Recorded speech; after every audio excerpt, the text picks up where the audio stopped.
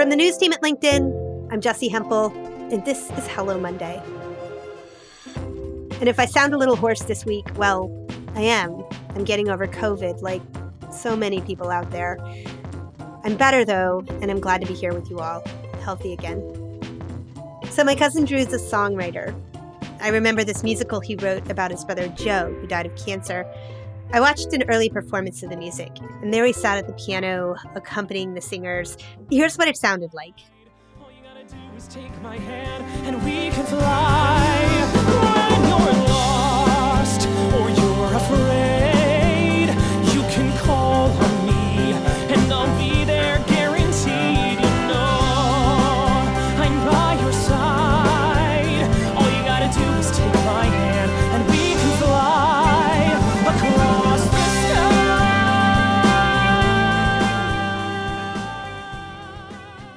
Drew's a great composer, and he has drive.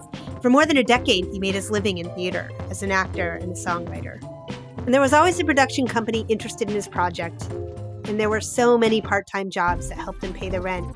But that's not what today's episode is about. You see, as Drew got closer to 30, his priorities started to change.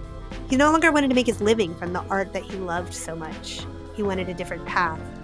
And so he learned to code. Today, Drew's an engineer at Spotify. It's a job he loves. He's going to tell you the story about how he reinvented himself, and I'm going to help him because, let's face it, I was actually there for most of his journey.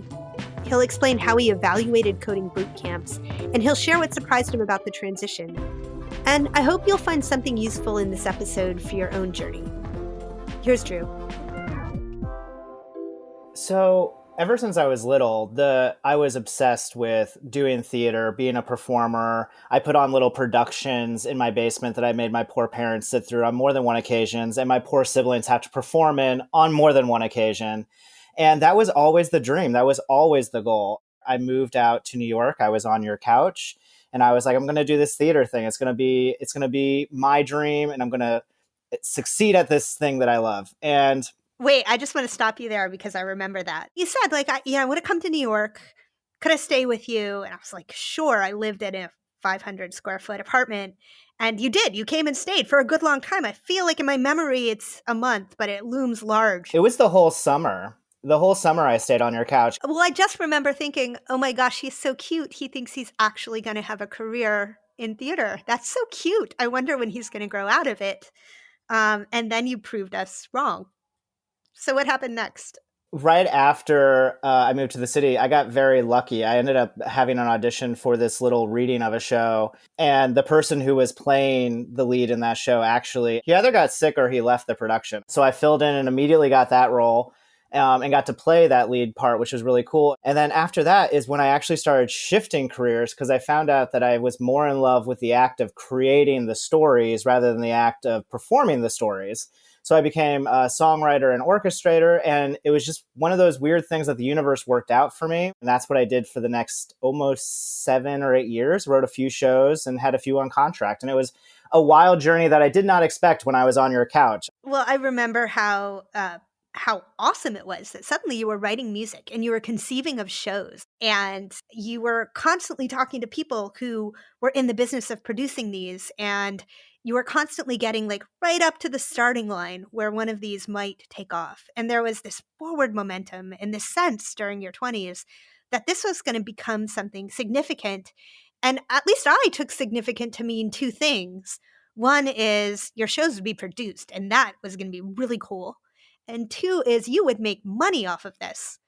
Being rich, that wasn't even on the table, but enough money to pay your rent, maybe even think about up-leveling your life so that you didn't have to have roommates forever and ever.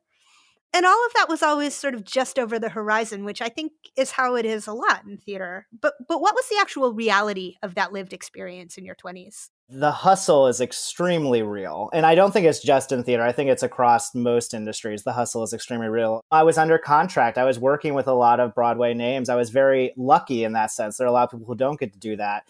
But I also was working 3 part-time jobs and thinking about, what am I going to eat this week? How am I going to pay my bills this week? And it was this weird back and forth balancing act with my brain being like, well, I'm so close to getting what I want to get that's not a guarantee, while also still hustling and struggling and I guess some people would say paying your dues, but trying to get to that next step personally in my real life with what I was going through. Drew had great moments working on cool projects and frustrated moments that left him feeling demoralized. And along the way, he kept asking me, his older cousin, well, what do I do about certain milestones? Like, what if I want to buy a house someday? Around then, bit by bit, he stopped being able to see a path forward in theater. Not in the way that he had dreamed, at least. Well, so a couple things changed. First, at one point in time, the contracts that I were under had expired, and we had decided to not move forward, the production company and myself. And so what I had ended up doing is I kind of retreated just into my part-time work. And luckily, I had wonderful employers at the time who really took care of me and gave me opportunities in coding because they were trying to broaden their own marketing scope. And they asked me if I was interested, and I started looking into it. And the more and more I looked into it, the more and more I was starting to see how much I enjoyed working on this new thing that I had never seen before, both from just practical day-to-day work, but more importantly, from a creative aspect of solving a problem and making user stories. And I distinctly remember there was one incident where I was starting to look at what life was like as a theater professional on the back end or the admin side, and what my life could look like going one route, or if I were to take these new skills that this job had offered me and start to apply it to what a job on that route would be. And I started to really question what I wanted in life. Like there was a shift in the questions of like, what makes me happy? Art makes me happy, music makes me happy, but those are things I can still have, and also hopefully one day have a house, hopefully one day retire, hopefully one day have a family. But both of these paths will not necessarily provide that. And that's where I started asking those questions of where I needed to go for what desires I needed in my life. Well, so around that time, you began looking into coding school. And now in retrospect, that makes all the sense in the world. But at the time, that seemed like a funny departure from the things that I associated you with. So where did you even get the idea that maybe it would be a good idea to learn some engineering skills? So it honestly started at the job that I had worked between when I was actually songwriting and when I went to the coding camp. My employer at the time, like I said, she was looking to broaden the marketing department and needed someone to start doing some coding for that, and asked if I had any interest. And I was like, you know what? I'm always up for a challenge. Let me take a look at this. So I started playing with basic HTML and CSS, and I was like, oh, this is cool. And then as I got more and more into it, I started to get more and more jazzed by what I was doing because it was something brand new. And thinking back to my childhood, like I always loved science. I always loved math. I loved those things. And it was playing with a part of my brain that I hadn't played with in a long time. And so I started finding myself not doing work on the side, but doing things that I liked on the side, because then I was like going online, like, what is JavaScript? How does that work? How does Facebook work? How do I make a thread? Like, what is this? How do I do that? And could you figure all of that out basically for free online by just poking about? It's like one good Google search away. Absolutely. You could find all of this information online free. And I think a lot of people do these days. There are so many people who are self-taught when it comes to coding, and it's incredible. But as time went on, I realized that my skills were limited in the sense that I didn't know the industry and I didn't know people in the industry. I really didn't have a network of coding friends. I had a network of beautiful singing friends, but not coding friends. So I knew that I needed to take the initiative to somehow ingrain myself into that community. And when I started looking at boot camps, what I realized is not only were you going to be ingrained in your own little mini community within the boot camp, but you were going to start to get those networking connections and get your foot in the door essentially to go forward into the other track, I guess is what you could call it, that I was starting to consider. So you looked over boot camps, remember talking about that with you, and you chose one called Flatiron, which is now owned by WeWork. What made you choose Flatiron? I think what made me choose Flatiron is from a practical standpoint, their job placement rate is super high because they have a career services department that helps connect you with different employers, helps get your foot in the door with various interviews, employers, jobs. But I think what also made me choose Flatiron is when I was talking to the people on the phone, because I'm a little bit crazy and I have to do all the research in the world before I can accept something. I'm not very good at jumping into the deep end all the time. the conversations they were having with me were very much that they understand that it's a community of individuals taking a step in the direction they want to go, and they're here to support that. And for me, that meant the world to me because I felt like I was a 30-year-old at this point going into a field with a bunch of 22-year-olds about to like basically not be able to do anything, be the old man in the room. Right. And here I am hearing about these people who are younger, older, from different backgrounds, all just trying to take a chance on what could be a potential new future for them. And that just felt like the right fit for me. Did you feel old or young at 30? I felt both, to be honest. I love my 30s now, but at the time when I hit 30, I'm like, wow, I have not achieved so many things that I thought I would achieve by 30.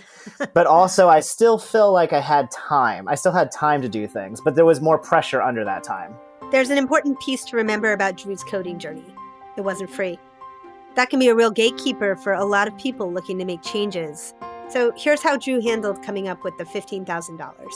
I had a decent amount of savings, but I also was prepared to take out a loan for that because I knew that what I was doing was worth the risk, essentially. And additionally, one of the things that I've always loved about Flatiron is they have it set up that you can do deferred payments to them and like work it out with them. You don't just pay a lump sum of $15,000. It can be over the course of time. And so that also helped make my decision. But yeah, for me, it was a student loan and some credit card.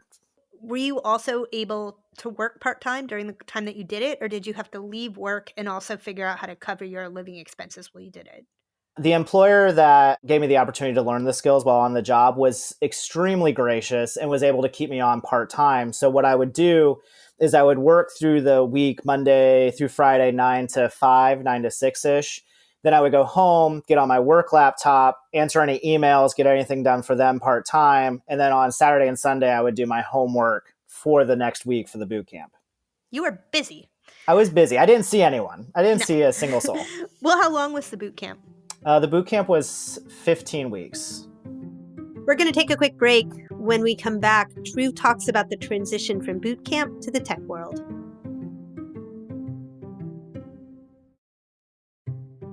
And we're back. So after his time at Flatiron, Drew was ready to enter this whole new work era. And that hustle he needed for theater, he needed it for the tech sector too. It's funny. It's like going back to theater when you first came to New York. You go back into the hustle. You go back into the, I need to network. I need to meet people. I need to get my name out there. I need to have these interviews and these face-to-faces. And additionally to that, you also needed to continue to learn to grow. One of the things that I feel like Flatiron is a champion at teaching is they teach you wonderful technical skills. But the key is they teach you how to learn and how to find the answers to what you're seeking on your own so that you can be self-sufficient in that skill. And so it really becomes that game of you constantly trying to find answers to questions and grow. And luckily, they do partner their graduates with career coaches to help them through that transition. But that's kind of what it became. I went back into that hustle just with a different energy, a different rejuvenation of it, if you will. I remember also a point at which you realized that regardless of whether you thought you would like coding, you thought it was a good opportunity, but there was a point at which you realized that actually coding called on the same source of creativity as writing music, and they were similarly satisfying to you. Am I explaining that right? Yes, absolutely. I think there's a misconception with software engineering and coding because yes, it's science and math, but especially as a front-end engineer, and I would say it probably applies to backend too, I just don't work in the backend as often. There's a lot of creativity going into it, not just from the point of view of how do we make this run the fastest or how do we solve the problem we're trying to achieve, but it's also how are we giving these users the best experience possible? How are we creating user stories that make our product something that people want to use? And what is funny to me is that's basically the same as how I think about writing a piece of theater or a musical. Is it's like, well, what story am I trying to tell? How do I impact the world with the art that I'm trying to create? And I feel like it's a similar creative strand that you use when you are software engineering. And I don't think a lot of people put those two together necessarily. Yeah. So you came out of Flatiron and you moved into your first job where really your hope was basically just to continue to learn, right? I was very fortunate. I ended up getting a front-end engineer job with Forbes. Okay, dumb question here. Front-end engineer, back-end engineer, what are we talking about? What's the hierarchy? What do our listeners who've never done this want to be? Yeah, absolutely. So backend engineers, they primarily deal with a lot of our data. They deal with a lot of how we format things on the back end, save things. They do some data manipulation for the front end. And then front end receives all of that data and is essentially the CI or the user experience. So whatever you see on the web, that is what front end is doing. And so that's kind of the two spectrums that you see the most, the front end and the back end. And how did you decide that you wanted to be a front end engineer? Well, I decided on front end mostly because I love the user story aspect of it. I love having those conversations with product and with design and talking about, well, what can we do to make this the best experience for the user? What kind of users are there? How many users will want this versus that? And the front end gets to do a lot of those pieces, which I really, really enjoy. So coming back to our story, so you arrive at your first job and you work at it. So what do you get out of the first job that you appreciate, and why does it feel like the first job rather than the forever job? What I get out of the first job that I appreciate is that that employer really gave the opportunities to their engineers. It was very much a situation where if you wanted to take a lead role on a project or you wanted to take a lead role on a feature, you could use your voice and you would be heard and you would be able to essentially attach yourself and lead that project going forward. It was very much a situation where you kind of steered your own ship within the boundaries of what they needed us to achieve. And I was super appreciative of that because for me, I was trying to learn, I was trying to grow, but I like to be able to like chase things that I'm really passionate about. And I got to do that there. But I also think that as with most things, the more and more you grow within a company, you either get to a point where you've grown as far as you can, or you get to a point where you need to mix it up. You need to change up what you're working on. And after working within that code base for 3 years, it was time to mix it up. I was ready to take on a new challenge. I felt that had gone as far as I could within that ecosystem. So within the last year, you moved jobs and now you're at Spotify, and it sounds like it's kind of a dream gig, right? Absolutely. The product is something I believe so fully in. We actually work on podcasts, funny enough.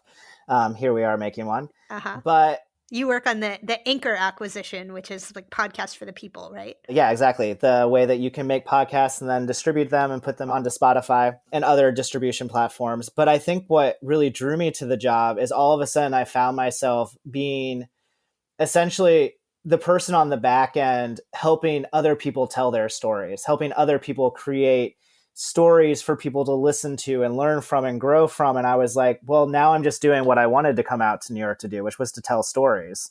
And now I get to do it all over again, but from a totally different capacity, a totally different way of looking at it.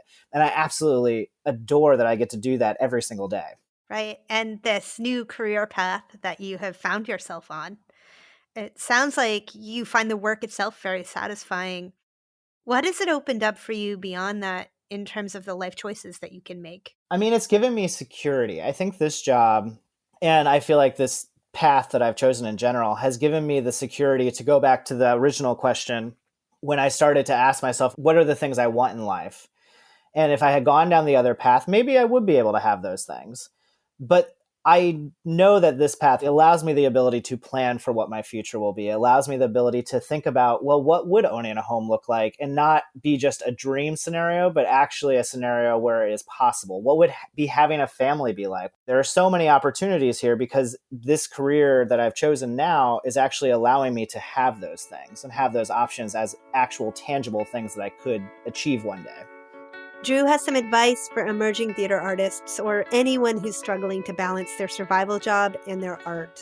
When theater artists, specifically college theater artists, have talked to me in the past and they ask me for advice, I'm always like, well, listen, there's two things you need to know.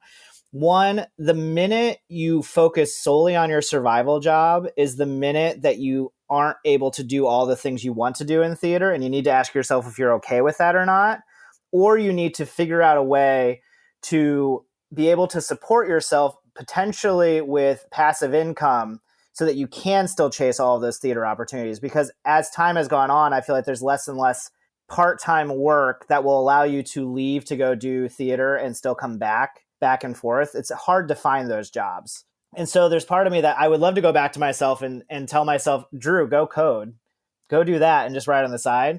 But there's also part of me that like, I think it was important that I had to do the hustle for a while, because it took doing the hustle and me being like, I am doing this thing. I am in it to win it. This is what my life will be. For me then to realize that the hustle was not what the future was for me as far as what I wanted in my heart. What I wanted in my heart was to be able to settle down one day, to be able to not have to ask the question of how am I going to pay my rent or how am I going to pay for food this week. What I wanted in my heart was to be able to actually feel comfort in the future that I was creating, and that the art needed to be something that was for my heart in a different way. So while we were recording this interview, my producer, Sarah, asked Drew if he wished he'd done anything differently or started earlier. And while they were talking, all I could think about was this amazing fundraiser for St. Jude's, the children's hospital where his brother was treated. That night was magic. Drew performed his work at the Signature Theater in New York. Small and intimate, but dazzling in this special kind of way.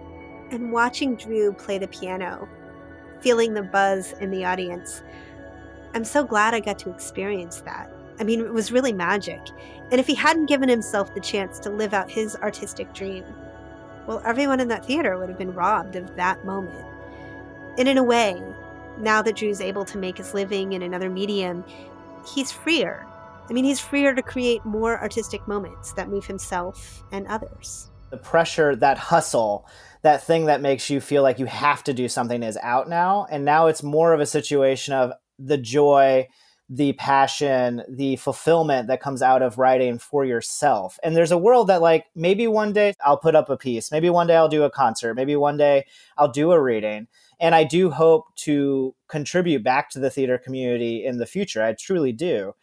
But it also now gets to be something that I do for me and not for a contract and not for a producer. But at this moment, I get to find joy in, because it's what I loved to do when I was 5. It was what I loved to do when I was 6, telling a story, because it just brought me so much joy. And that is what I feel like I get to do now, because I'm not thinking about all of the things that are the practical things you have to think about when you work in the industry. All I'm thinking about is making a story and finding joy in making that story. I'm awestruck by the way that Drew sees his work and his artistic passions as parallel tracks now. He just seems happier. So I asked him to share some parting advice with our Hello Monday community, and I love what he had to say.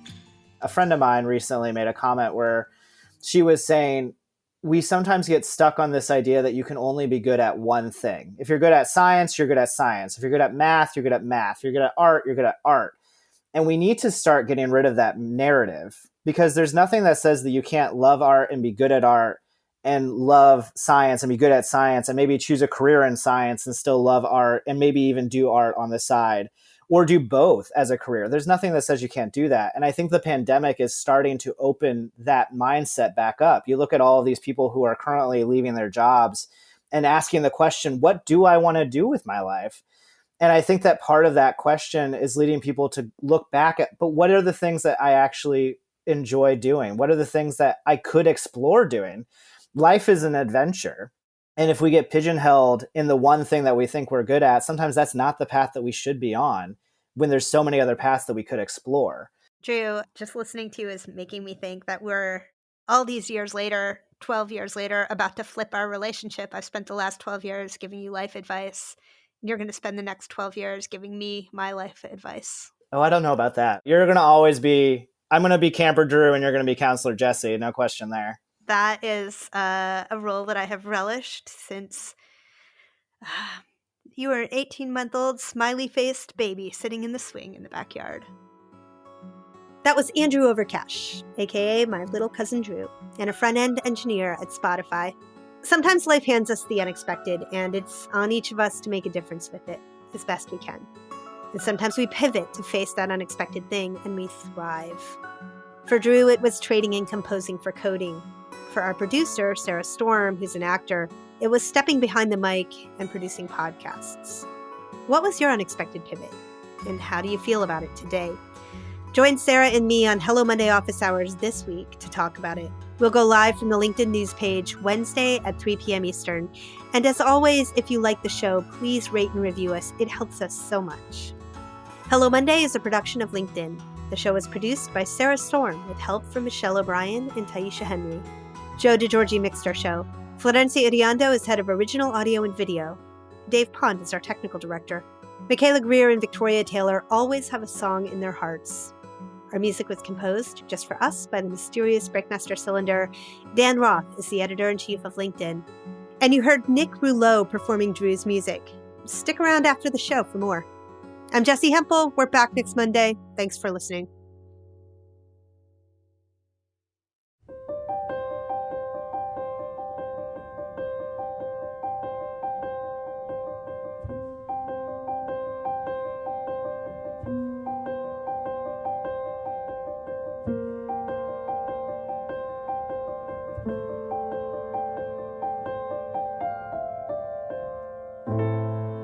I stand and I look at your face, tears fill in your eyes. No, you don't need to turn away. I'm right here by your side. I wish that I could ease your pain, make the fear go away. But all I can do is say, when you're lost or you're afraid, you can call on me. I'll be there, guaranteed. You know, I'm by your side. All you gotta do is take my hand, and we can fly across the sky.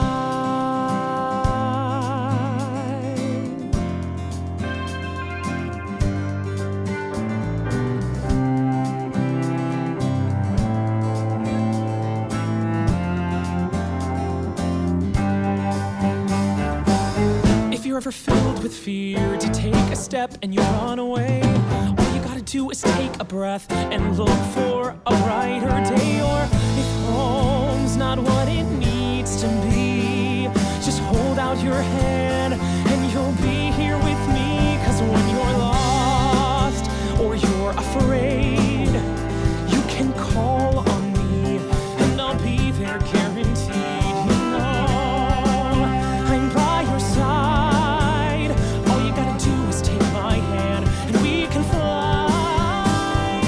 I will never leave you, so no need to worry yet.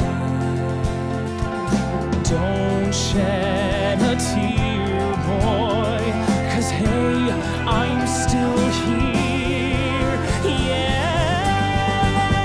When you're lost or you're afraid, you can call on me and I'll be there, guaranteed. You know, I'm by your side. All you gotta do is take my hand and we can fly